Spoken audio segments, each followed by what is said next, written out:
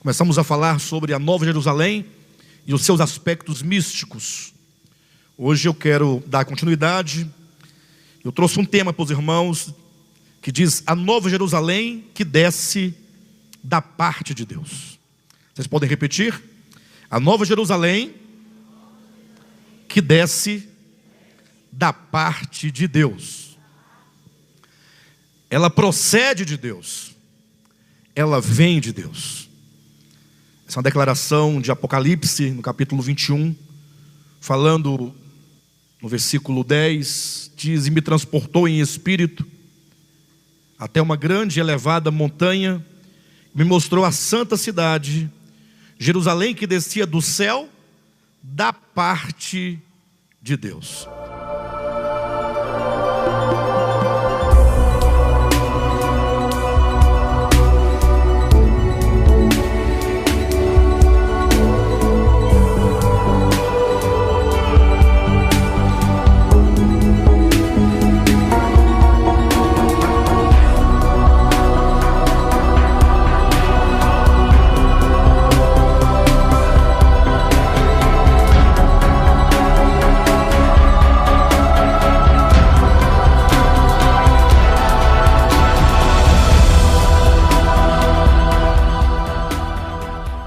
Mas antes de nós tocarmos nos pontos essenciais, que são poucos, acerca da Nova Jerusalém, no que diz respeito a essa procedência, ou seja, o fato de a Nova Jerusalém sair de Deus, nascer de Deus, ser gerada de Deus, eu preciso que os irmãos pensem um pouco que essa Nova Jerusalém, essa cidade, nós já sabemos que ela é a noiva do Cordeiro, né?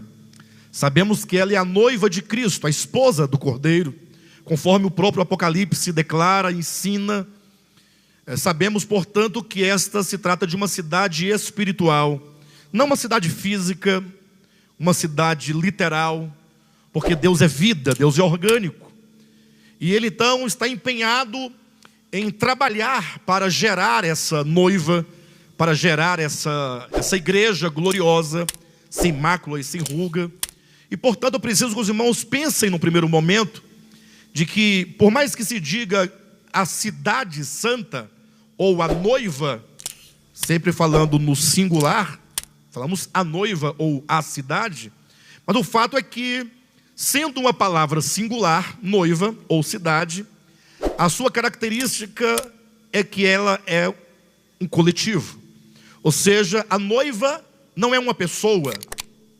A noiva são muitas pessoas que foram ao longo do tempo edificadas, elas foram reunidas e elas foram edificadas para se tornarem uma só unidade.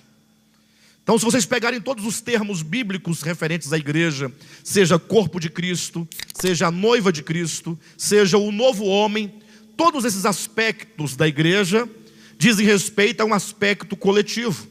Portanto, fala de todos os filhos de Deus, em todos os tempos e em todos os lugares. Deus, Ele tem uma obra, e não somente a obra de criação, porque nós fomos criados por Deus, e não somente uma obra de redenção, porque nós fomos redimidos por Deus, mas Deus tem uma obra de edificação. E isso não raras vezes nos passa despercebido, não porque não saibamos, mas talvez a atenção que é dada para essa verdade, para esse ofício divino, porque Cristo, depois que morreu e ressuscitou, Ele ascendeu aos céus, e agora, como sumo sacerdote, Ele vive a interceder por cada um de nós, Ele vive a interceder por nossas vidas, e conforme tem a visão do Apocalipse capítulo 1, enquanto sumo sacerdote, Ele está no meio das igrejas, ali cuidando da sua igreja, para edificar para si um povo. Então existe uma obra que nós não podemos nos esquecer, uma obra que deve ser valorizada, uma obra que deve ser compreendida, que é a obra que Cristo está realizando em nos edificar. Nós somos tão diferentes uns dos outros, mesmo numa família, né? Que seja uma família, ali o esposo, a esposa, os filhos, como as pessoas são diferentes. Quantas dificuldades ainda temos de relacionamentos, dificuldade de compreensão, quanta dificuldade ainda de sermos generosos, prontos a atender, a acolher. Agora imagine só a igreja, que é muito maior. Uma igreja local como essa, por exemplo, temos tantas famílias. Então, quantas pessoas diferentes nós não somos umas das outras. E ainda estamos, portanto, nesse processo de melhoramento, de aprimoramento, o que a Escritura chama de edificação. A edificação nunca se dá no sentido individual, é sempre no sentido coletivo. Agora imagine que se nós temos aqui uma congregação, são tantas pessoas diferentes. Agora imagine só tantas congregações no mundo inteiro. Quantas igrejas locais não há em Taguatinga, não é? Em Brasília, no DF, nos outros estados do Brasil, fora do Brasil, no mundo inteiro. Então imagine só que a obra de Cristo é muito grande, é uma obra de nos fazer a todos nós um só espírito, um só coração, uma só alma, um só propósito, um só objeto do nosso amor, da nossa busca, que é o próprio Cristo. Então veja quanto trabalho não há para o Senhor realizar no que diz respeito à obra de edificação. Alguém poderia perguntar, pastor, então, se esta é a obra de Cristo, de edificar todo o seu povo, as milhares e milhares, e as centenas de milhares de pessoas, para que se tornam um só, e para que essa obra, uma vez consumada, se torne, portanto, a noiva, se torne a nova Jerusalém. Pastor, então, pelo que eu penso, a partir disso, é que essa obra nunca vai se completar, porque isso também depende de nós. Não é uma obra que Cristo realiza que anula a sua participação. Não.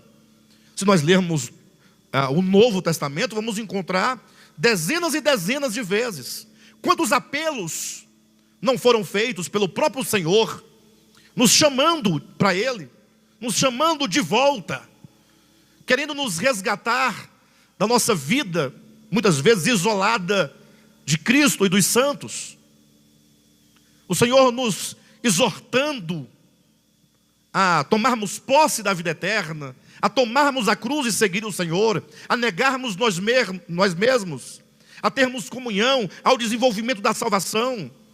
Pastor, então, como depende também do homem, e essa obra só vai se consumar quando toda a igreja, portanto, estiver sido edificada, então, me parece, seria um pensamento de alguém questionando que essa obra nunca vai terminar, porque é complicado. Por essa razão é que a Escritura nos mostra que o Senhor, sabendo disso, Ele tem um plano. Ele estabeleceu aquilo que no Apocalipse se chama de filho varão. Filho varão é um grupo de pessoas menor do que a totalidade da noiva. Filho varão é um grupo menor do que a totalidade da igreja. São chamados santos vencedores, que alcançaram esse objetivo de edificação primeiro do que toda a igreja. Não primeiro porque ele era o melhor, ou mas porque ele simplesmente decidiu no seu coração amar o Senhor, decidiu buscar o Senhor, decidiu conhecer o Senhor e aplicar a sua vida nesse conhecimento de Cristo. Ao passo que outros, tendo a mesma oportunidade, vivendo no mesmo tempo, num tempo de graça, simplesmente não quis. É o que nos evangelhos se chama as virgens loucas e as virgens prudentes, o servo bom e o servo mau, o servo fiel e o servo infiel. Então ocorre que o Senhor está preparando, portanto, esse filho varão, que são aqueles que vão, em primeiro lugar, são aqueles chamados de primícias para o Senhor, que alcançam essa edificação num tempo mais rápido e, portanto, serão privados tanto da grande tribulação quanto das trevas exteriores. Ou seja, eles vão reinar com o Senhor.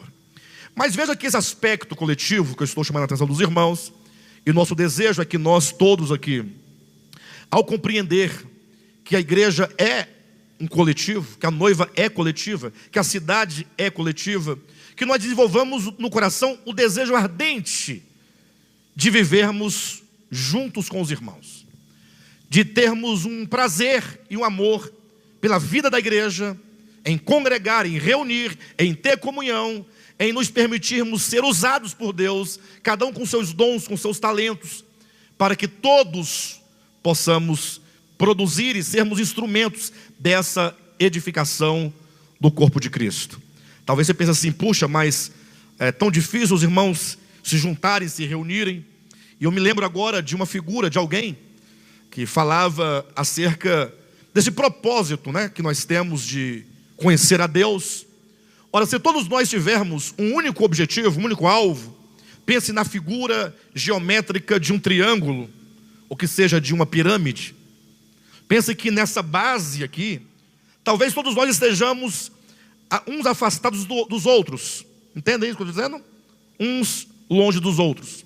Mas se todos esses aqui que estão nessa base tiverem um propósito comum, lá no pico da pirâmide, que seria conhecer a Cristo, nos tornarmos cristãos vencedores, na medida que nós vamos galgando, e que todos aqui embaixo vão galgando essa vida espiritual, nós vamos nos tornando cada vez mais próximos uns dos outros.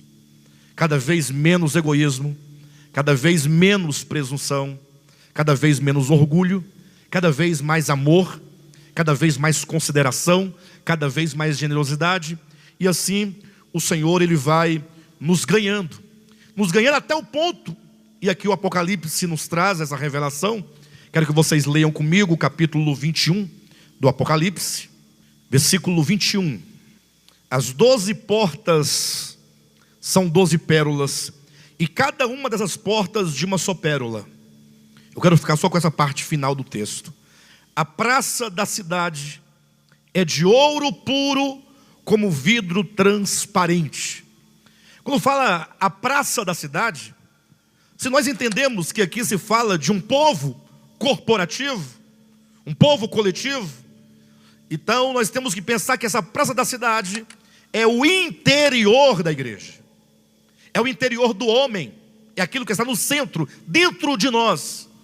Quando diz que essa praça é de ouro puro, o ouro, ele tradicionalmente simboliza a perfeição, a iluminação, o conhecimento, a nobreza, a realeza, a imortalidade. Mas em termos bíblicos, estritamente falando, o ouro representa a própria natureza de Deus.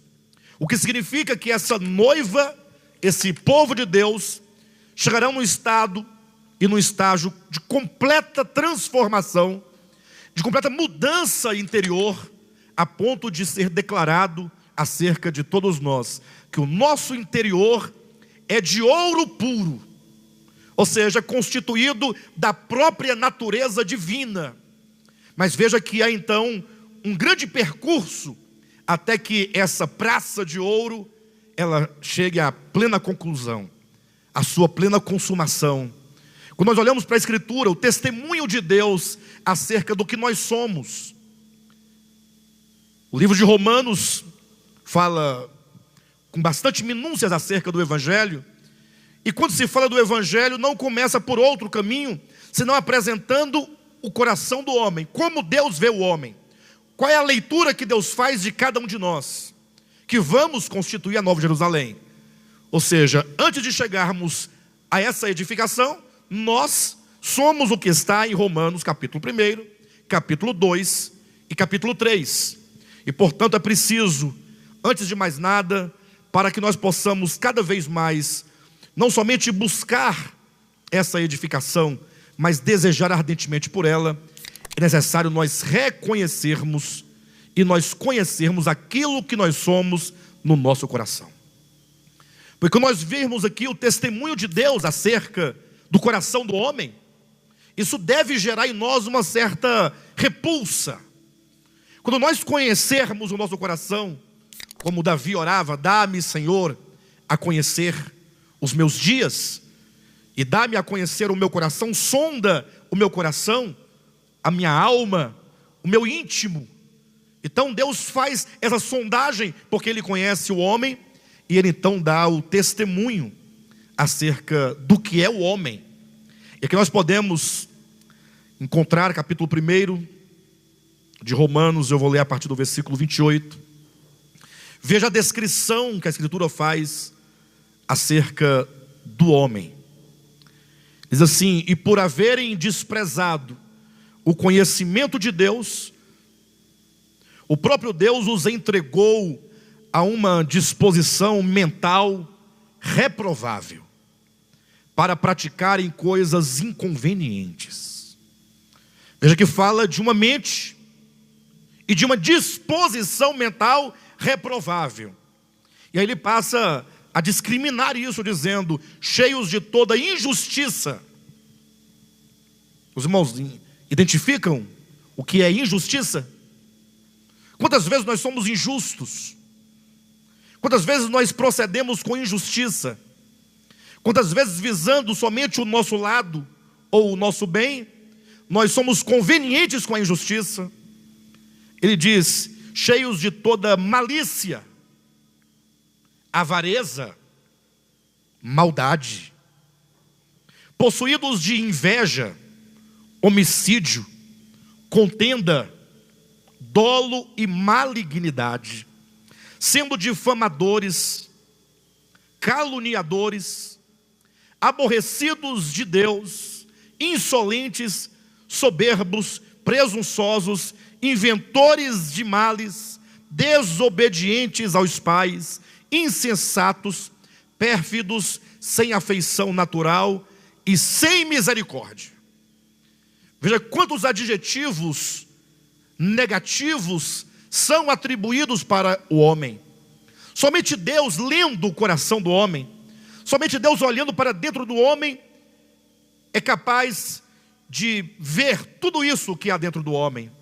E nós, portanto, enquanto filhos de Deus, sabendo que nós nascemos de Adão, sabendo que nós somos herdeiros da carne de Adão, da natureza caída de Adão, e sabendo nós que Deus tem um plano, e que nós haveremos de ser a nova Jerusalém, cuja praça é de ouro puro, nós precisamos orar e falar: Senhor, falar como Davi: tu que sondas o meu ser, porque Deus sabe exatamente todo o seu coração. Nada na sua vida é oculto a Deus. Salmo 139, Davi dá esse testemunho, dizendo que o Senhor nos cerca por detrás e por diante. Antes que as palavras saiam da nossa boca, o Senhor já conhece. Ele conhece o nosso deitar, o nosso levantar, os nossos pensamentos. Ele conhece o profundo do nosso ser. Como diz no livro de Hebreus, no capítulo 4, é dito que o Senhor é como uma espada, a palavra de Deus é como uma espada afiada de 2 gumes, que penetra o homem, penetra no íntimo do homem, ao ponto de dividir juntas e medulas. Ele vai penetrando, a palavra é eficaz, e até o ponto então de separar alma e espírito, e de discernir os pensamentos e os propósitos do nosso coração. Então é preciso que nós oremos: Senhor, mostre, portanto, o que tem dentro de mim. Eu tenho certeza que se você começar a orar, o Senhor vai mostrar tanta coisa, tanto bicho saindo aí de dentro, bichos adormecidos, que só esperam uma situação para se manifestar. Olha o que diz aqui no capítulo 3 de Romanos, ainda sobre o homem. Observa aqui no versículo 10, diz assim, 3:10 de Romanos: como está escrito, não há justo nenhum sequer. Não há quem entenda, não há quem busque a Deus. Todos se extraviaram, a uma se fizeram inúteis. Não há quem faça o bem, não há nenhum sequer. A garganta deles é sepulcro aberto. Com a língua urdem engano, veneno de víbora está nos seus lábios. A boca eles a têm cheia de maldição e de amargura. São seus pés velozes para derramar sangue. ou derramar sangue. Nos seus caminhos há destruição e miséria. Desconhecer o caminho da paz, não há temor diante de Deus, diante dos seus olhos. Então veja que como que Paulo, aqui um homem que tinha uma visão aguda acerca do Evangelho, como que ele, por meio do Espírito Santo, vai fazendo toda uma descrição das coisas ruins que estão no coração do homem. O que é a obra de salvação de Deus?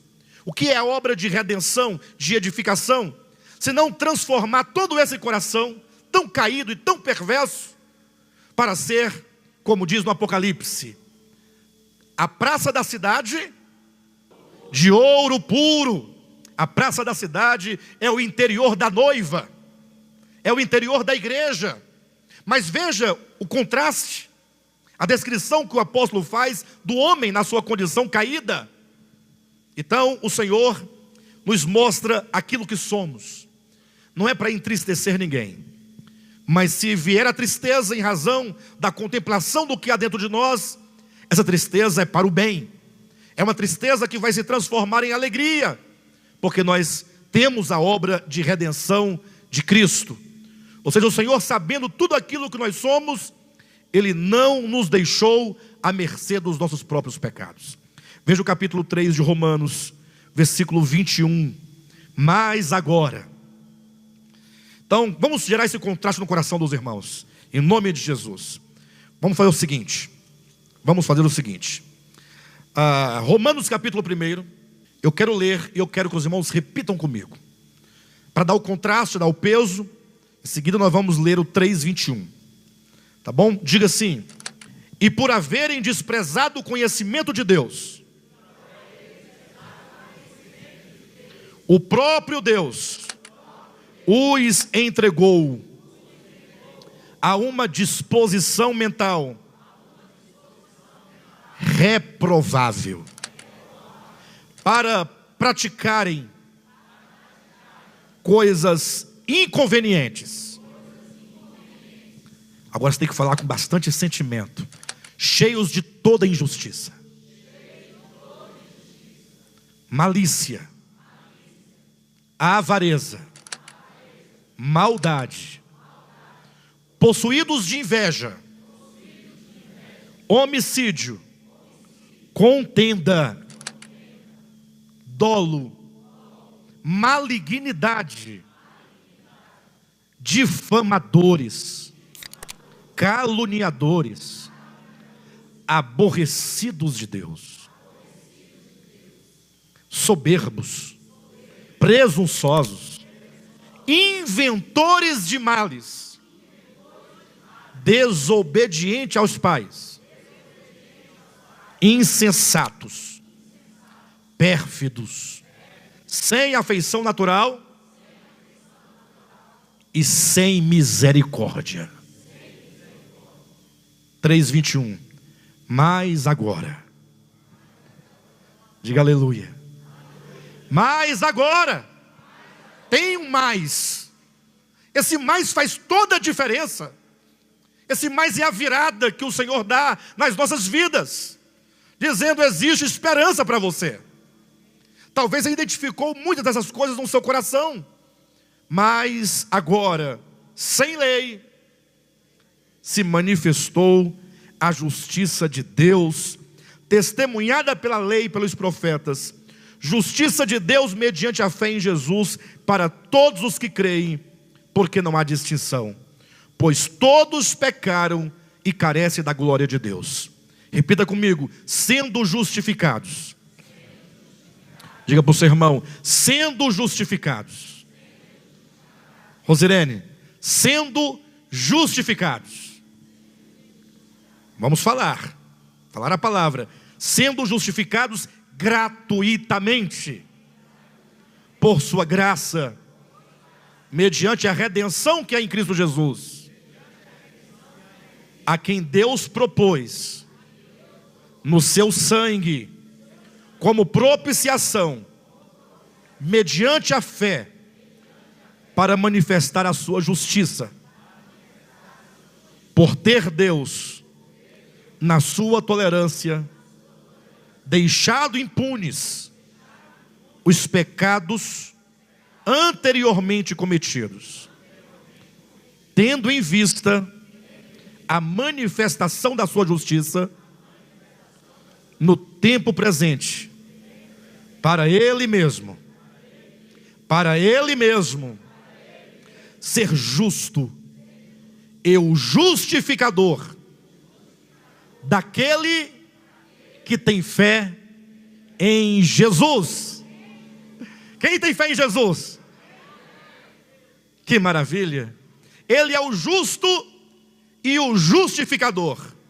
Se o quadro de Romanos capítulo 1, 2 e 3 acerca do homem é um quadro deplorável, em que o homem é revelado no mais profundo do seu ser, cheio de toda maldade, de perversidade, o capítulo 3 se encerra com essa declaração: mas agora Deus se manifestou, Ele interveio na história humana, Deus se fez homem para nos redimir, e agora, mediante a sua morte, o Senhor perdoou todos os nossos pecados.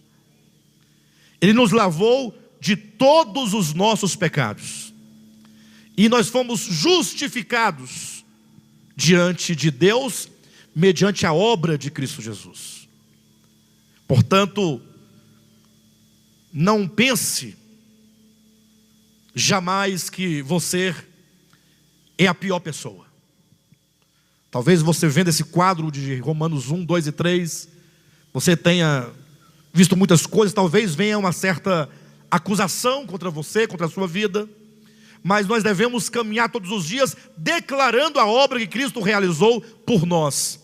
No livro de Zacarias, do Antigo Testamento, há uma profecia, uma revelação, em que mostra Josué, não o Josué, servo de Moisés, mas o Josué, sumo sacerdote, que se apresentava diante de Deus, e é dito que ele se apresentava com as vestes sujas, suas vestes todas sujas. Vamos ler conosco, abra sua Bíblia aí, Zacarias capítulo 3. Veja essa descrição profética. Capítulo 3 de Zacarias. Vamos ler a partir do versículo 1, diz assim: Deus me mostrou o sumo sacerdote Josué, o qual estava diante do anjo do Senhor.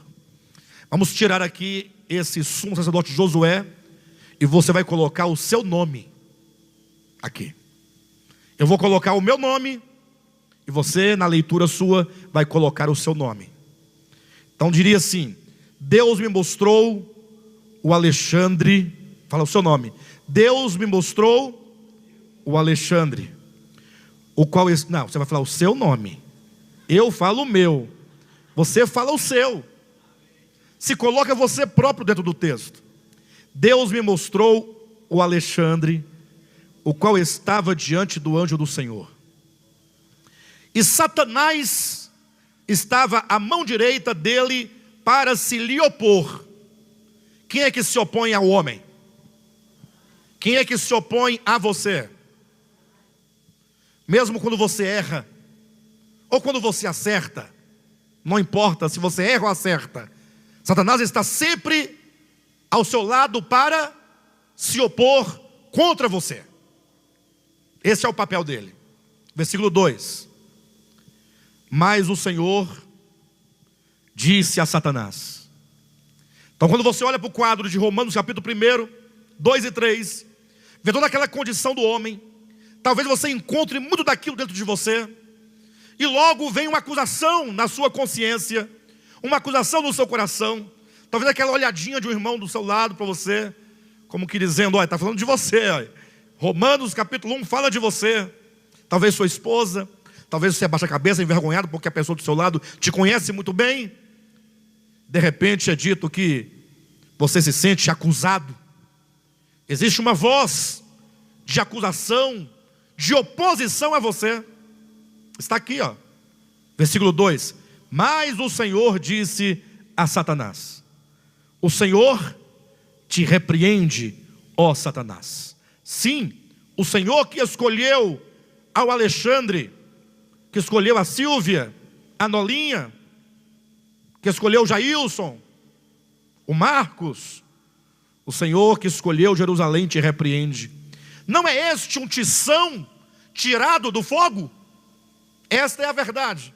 Todos nós, embora com toda aquela descrição de Romanos, embora nascidos de Adão caído, portanto carne, cheio de concupiscência, cheio de maldade, cheio de injustiça, de inveja, de dolo, estávamos já indo para o fogo, para a perdição eterna.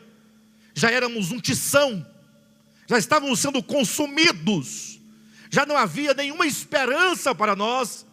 O Senhor foi lá e nos tirou do fogo, para nos transformar, para nos edificar a nova Jerusalém. Por isso que João fala, a cidade é de ouro puro, e a praça da cidade é de ouro puro. Vocês esquecem muito rápido, irmãos. A praça da cidade é de ouro puro. Todas as vezes que você lê, ou se lembrar desse texto, a praça da cidade é de ouro puro, lembre-se de Romanos capítulo 1, 2 e 3. Lembre do que o homem é, na sua condição caída, e lembre aquilo que Deus fará em todos nós. Aquilo que Ele já está fazendo, Ele já está realizando. Por isso que em Romanos capítulo 5, versículo 10, diz que se quando nós éramos inimigos, o Senhor nos reconciliou consigo mesmo, mediante a morte do seu Filho, muito mais agora seremos salvos pela sua vida. Então essa é a nossa esperança, esta é a nossa expectativa, de maneira que quando então essa obra se consumar, olha só o que o Apocalipse fala que acontecerá. Apocalipse capítulo 4. Abra também em Apocalipse capítulo 21. Esses dois textos que foram lidos no início dessa reunião. Vamos ler primeiramente capítulo 4, versículo 3. Depois capítulo 21, versículo 18. Diz assim o capítulo 3, capítulo 4, versículo 3. E esse que se acha assentado no trono é semelhante no aspecto à pedra de jaspe. João, quando teve a visão do trono de Deus, ele viu a Deus em visão. Ele não viu a Deus porque ninguém jamais pode ver a Deus, mas ele teve uma visão. E na sua visão, João ele só pode descrever com essa linguagem humana, dizendo: olha, aquele que se assenta no trono tem o aspecto de jaspe. Foi o que ele viu. Como que ele dissesse: Deus é como uma pedra preciosa de jaspe. Essa é a imagem que eu vi, que eu tive de Deus.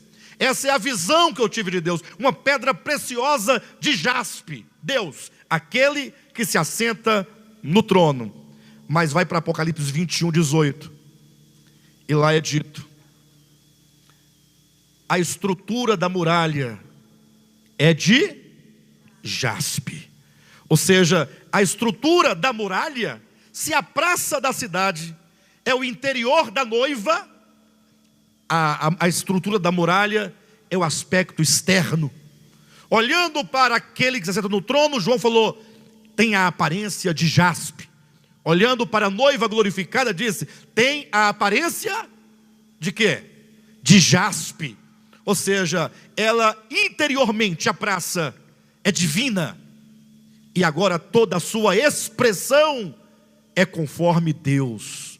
Eu olho para Deus e vejo jaspe. Eu olho para a noiva e vejo jaspe.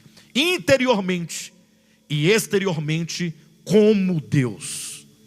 O ouro, a natureza divina. O jaspe, a expressão dessa natureza divina. Ora, tudo isso é possível por uma razão. João diz, a noiva, a cidade, ela procede da parte de Deus. Fala de origem.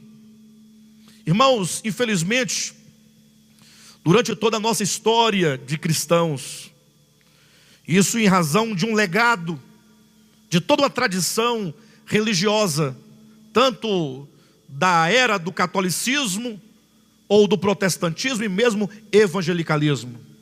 Nós recebemos uma herança em que as pessoas elas se conformam em se declararem cristãs, se conformam com um rito batismal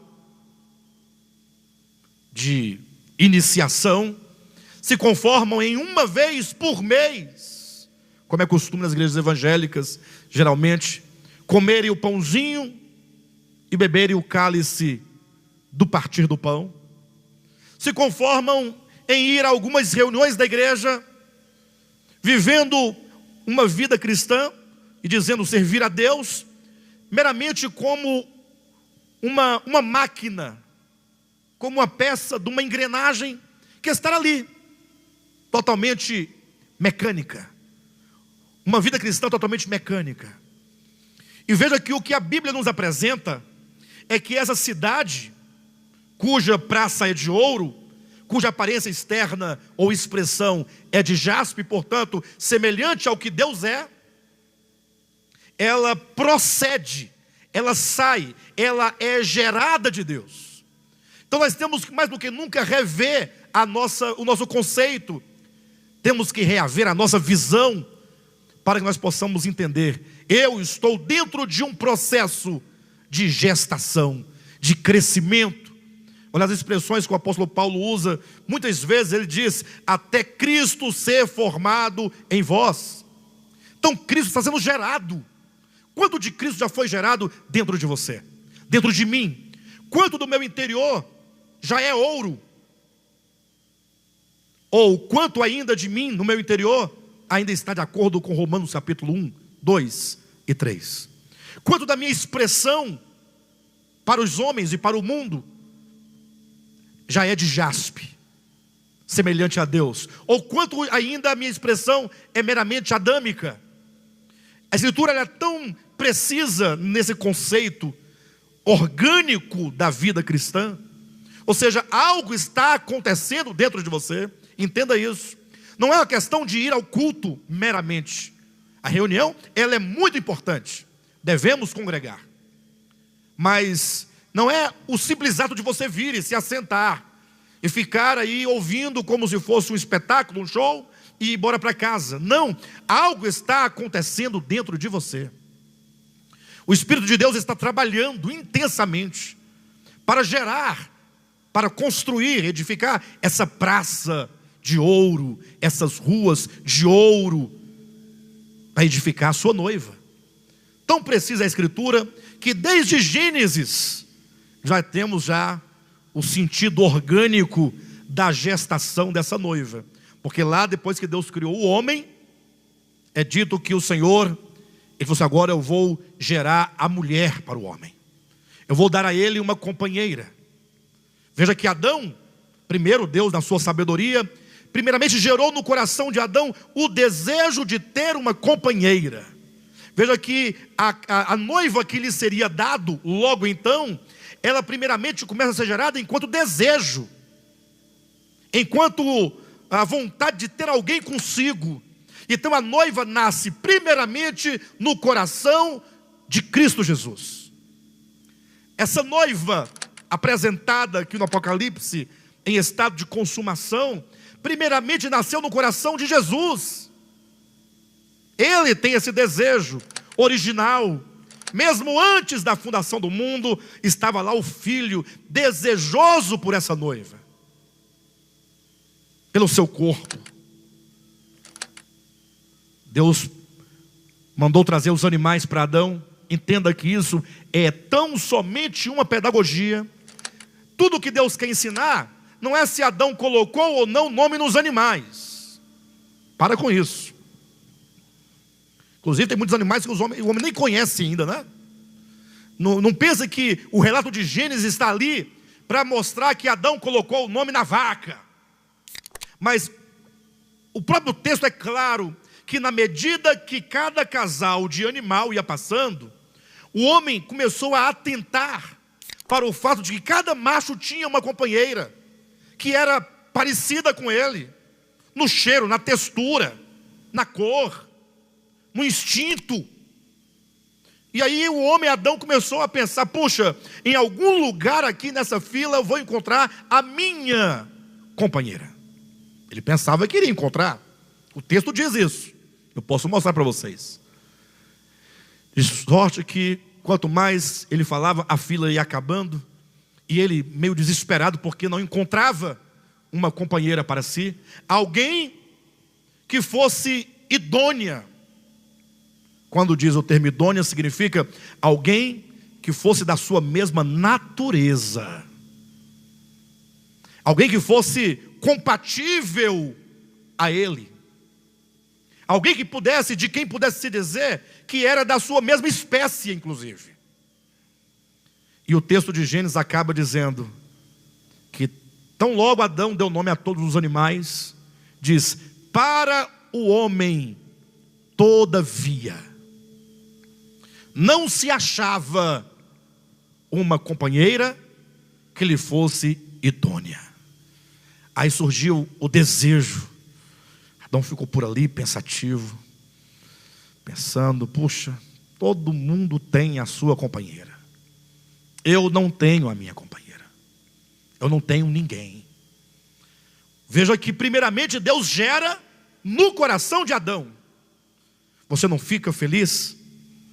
Você não fica animado em saber que você foi alvo do sonho de Cristo por você, antes mesmo de você existir? Que Deus desejou, que Ele te conheceu, que Ele te escolheu, que Ele te predestinou. Entenda que a predestinação, ela não é para todas as pessoas. A predestinação, esse tema bíblico, essa verdade bíblica, é uma escolha divina daqueles a quem o Senhor amou antes da fundação do mundo, não com um amor geral, conforme diz que Deus amou o mundo de tal maneira, mas Ele amou com um amor eletivo. Eletivo.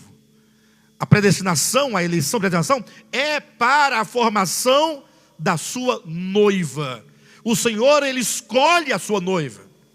A noiva não é qualquer um que chega lá: não, pode ser, casa com essa aqui mesmo. Não. O Senhor Jesus não vai se unir no simbolismo desse casamento, conforme diz o Apocalipse, com qualquer uma. A noiva dele é Ele quem escolhe. Por isso que Ele tem um plano, o supremo propósito de Deus, e Ele começou escolhendo pessoas a quem Ele quis escolher. E quando Ele escolheu a você, Ele não te escolheu porque você era melhor do que o outro. Ele não escolheu Jacó porque Jacó era melhor do que Esaú. Não. Até se você for ler a história de Jacó e Esaú, talvez você chegue à conclusão de que nenhum dos dois era uma boa peça. Mas se fosse para escolher o melhor, talvez seria Esaú. Era mais trabalhador, estava no campo trabalhando. Jacó era meio futriqueiro, ficava em casa com a mãe, arrumando fofoca, mentira. Não, leia lá o texto lá para vocês verem. Bem, de todo modo, quando o Senhor escolhe, Ele não escolhe porque você é melhor. Não tenha orgulho, tenha reconhecimento. O Senhor escolheu a você porque Ele te amou, porque Ele quis você. E mesmo Ele sabendo de tudo o que você é, Ele não se surpreende quando você, um daqueles animais, aqueles bichos lá de Romanos 1 manifesta. Ele já sabia. É o homem cheio de orgulho e presunção, falsa santidade, é que fica surpreso e despreza e acusa o irmão ao lado quando ele erra. Mas não sabe que todos nós somos assim, mas que o Senhor, Ele nos escolheu simplesmente porque Ele ama, com todos os nossos defeitos e sendo esses defeitos conhecidos dEle. Mas veja que Ele diz: eu vou gerar uma noiva. Ele nos escolheu para que nós sejamos gerados noiva. Nós ainda não somos noiva. Ou sendo noiva, estamos no processo de edificação. Primeiramente no coração do Senhor, conforme Adão. Adão ficou ali. Eu acho que aquele dia ele ficou calado o resto do dia. Triste. Diz a Bíblia que o Senhor colocou um profundo sono em Adão. Adão então foi tomado de um profundo sono. Aí o Senhor foi lá, novamente a pedagogia, para dizer que a noiva ela é gerada, ela é edificada, é uma questão orgânica, é uma questão do ser, não é uma questão mecânica, não é uma questão de fazer desse jeito ou daquele outro jeito, é a questão do seu coração, da sua alma. O Senhor retirou do lado de Adão, da sua própria essência, da sua carne, dos seus ossos, dos seus músculos, dos seus nervos, do seu sangue. E ele então, daquela essência, ele edificou. A palavra hebraica lá em Gênesis, capítulo 2, traz a ideia de edificação. Ele edificou uma mulher para o homem. Uma Eva. Lógico, até então não se chamava Eva, né? Só posteriormente seria dado o nome de Eva. Mas está lá a mulher, criada, imagine. Aí Deus vai lá e fala: anjo, agora vai lá e acorda o Adão. Aí, acorda Adão. Foi. Veja o que Deus preparou para você. Adão aqui, um tipo de Cristo. Uma figura de Cristo. Quando ele levanta, que ele olha para o lado, que ele vê a mulher, ele tem uma expressão. Ele diz: esta, afinal, enfim, esta é osso dos meus ossos e carne da minha carne. Quando Cristo, no último dia, na eternidade, olhar para a sua noiva agora já edificada, completamente edificada, com as praças de ouro e os muros de jaspe, ele vai dizer: esta, afinal. Enfim, demorou muito tempo, muitos anos se passaram, não foi fácil, mas enfim, a noiva foi gerada. E vai dizer a seu respeito, a meu respeito, a respeito dessa noiva maravilhosa, vai dizer: esta afinal é osso dos meus ossos. Ou seja, a minha natureza é ouro, é divina. Por isso que o interior, os ossos da cidade, também é de ouro. É a mesma natureza. E carne da minha carne é jaspe. Ou seja, o Senhor, Ele ficará satisfeito. Ele vai ficar pleno. Porque agora ele conseguiu, ele alcançou o cumprimento do seu propósito, que há tanto tempo esteve no seu coração. Há tanto tempo. Então o Apocalipse vai encerrar dizendo que, capítulo 22, versículo 3, lê na sua Bíblia: nunca mais haverá qualquer maldição. Nela estará o trono de Deus e do Cordeiro. Os seus servos o servirão, contemplarão a sua face, e na sua fronte está o nome dele. Então, versículo 5, já não haverá noite. A noite não haverá mais. Não precisa você ficar tentando explicar as coisas cientificamente, dizendo: pastor, mas então não vai ter mais a noite? A noite que a gente dorme, a parte escura, mas Deus não criou assim desde o início, nem tinha pecado, estava tudo lá, o dia, a noite. Não é uma questão do movimento, de rotação, translação. Pastor, Deus vai alterar as leis, como é que vai ser isso? Não fica perguntando essas coisas, porque a Escritura não tem esse objetivo.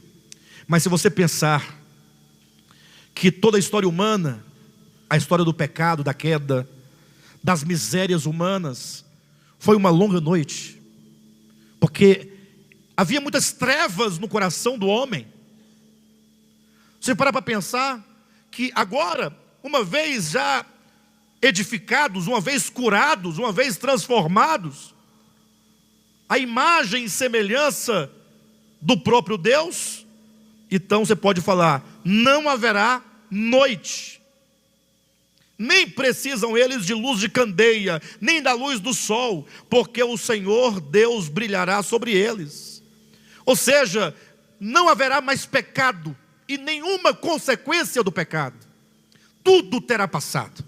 A noiva, a nova Jerusalém, se você olhar numa perspectiva dessa descrição dessa cidade noiva, você vai observar que ela é como um grande candelabro.